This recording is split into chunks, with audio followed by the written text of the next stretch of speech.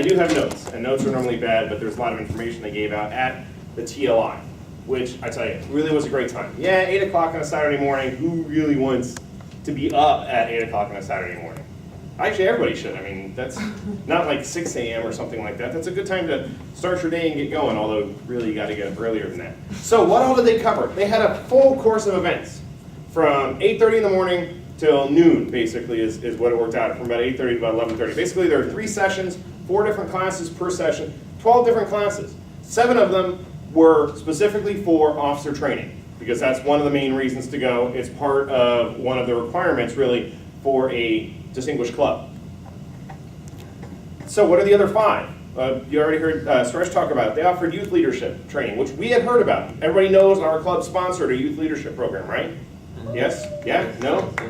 Well, guess what, guys? We sponsored a youth leadership program. Yeah! Now, there was also something else being there that I had never heard of before called Speechcraft. Now, I know what Woodcraft is, I know what Scoutcraft is because I'm in Scouts, but I'd never heard of the term Speechcraft before. And apparently there's a separate training type program for that. There was the Distinguished Club program. What exactly does it mean to be a really good Toastmasters club? There was skill tips for speakers, effective meetings, how to charter a new club, all different things that any of us, as members of Toastmasters, not just as officers, but as members of Toastmasters, that could be very important. So say, for instance, Bala, you're going to be Toastmaster next week. Well, it would be good to take the effective meeting class because it would help you hold an effective meeting. However, even if you weren't in Toastmasters, this was your first time going, and they had a new person there. If somebody wasn't an officer, wasn't anything, and they just brand new members showed up, and that would be something great because in their job, they could take all these skills that we do here for fun and use it to make some real money instead of paying people, which is the other way around. So what are we going to start with? The first thing I want to start with is the Distinguished Club program. This wasn't the first class I went to, but I thought this was a good starting point. So, who here knows exactly what the goals are or what a Distinguished Club is? That hand should be raised. Jim's hand should be raised. Rush's hand should be raised. Okay, fine. Work with me, people. So, what does it take? It requires meeting goals. There's 10 goals. Do you have to meet all of them? No. Depends on exactly how good, how distinguished you want to be. 5 goals achieved is distinguished. 7 is select distinguished. 9 is president's distinguished. Matter of fact, if you can meet 9 by December, the Toastmasters year starts in the middle of the year, so you get 6 months. You can do it in that time. We get a prize. What is that prize, Suresh?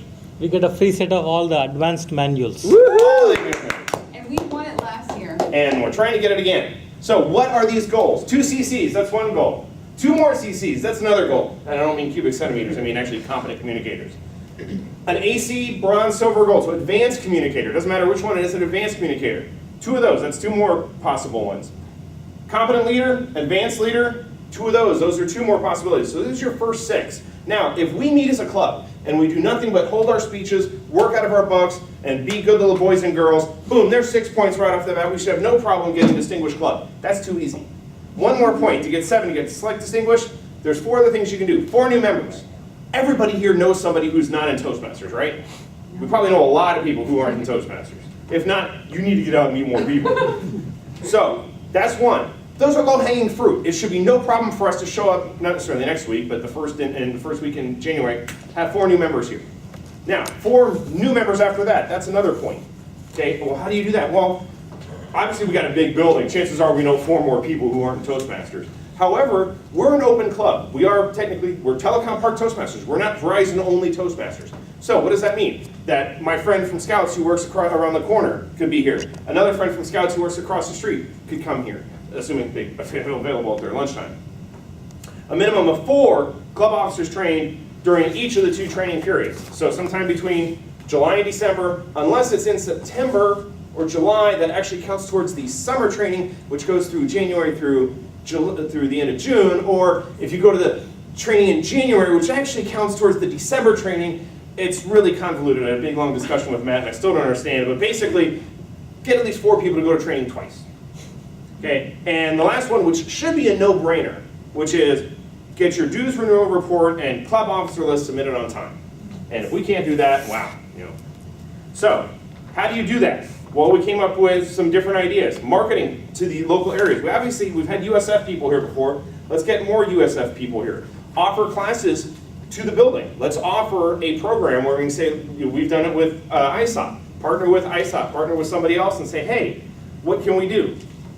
So along those lines, I also took the VPM training, because even though this next 6 months I would like to, I'm going to be VP of Education, I'm sort of interested in VP of Membership to see how that works.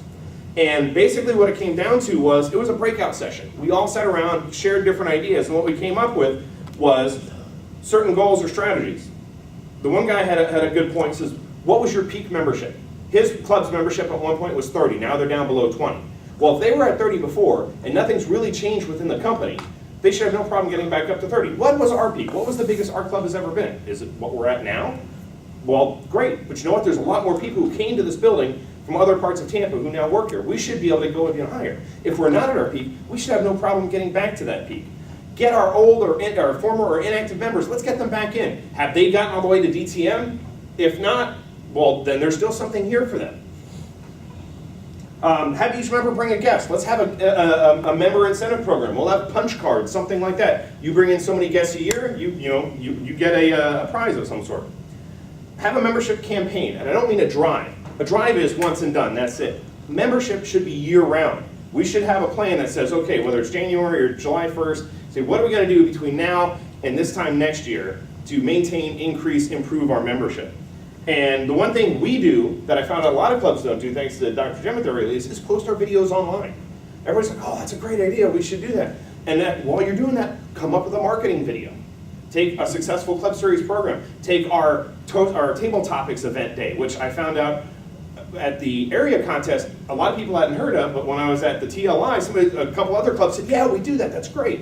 And it's a wonderful opportunity. And last was the VP of Education class. And there's all sorts of information that we shared in that session, information he provided, one of which was, and I need to email him to get it, was taking card stock, make little tent things, like you'd have like name card type things, for the various functionary roles. On the back side, you have a description of what that functionary role is, exactly what it is you're supposed to do.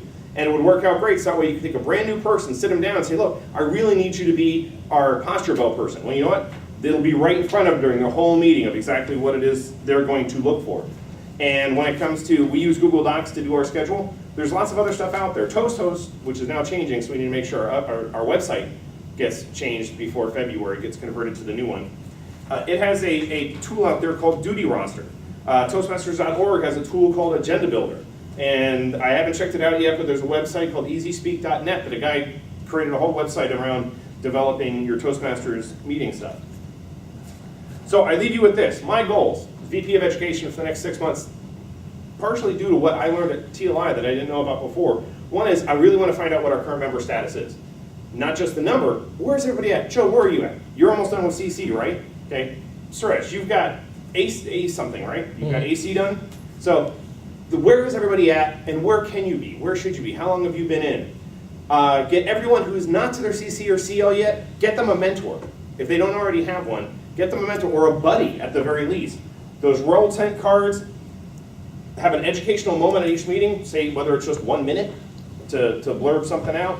And last but not least, I already sent at least 1 or 2 emails out to the Toastmasters Club, but my goal is to do that at least once a month. Something informational, something about the program that maybe some people need a reminder about, something new I've just heard about, such as the conference coming up in the spring, in May in Sarasota, maybe something along those lines. So anyway, January 28th, next TLI. See you there.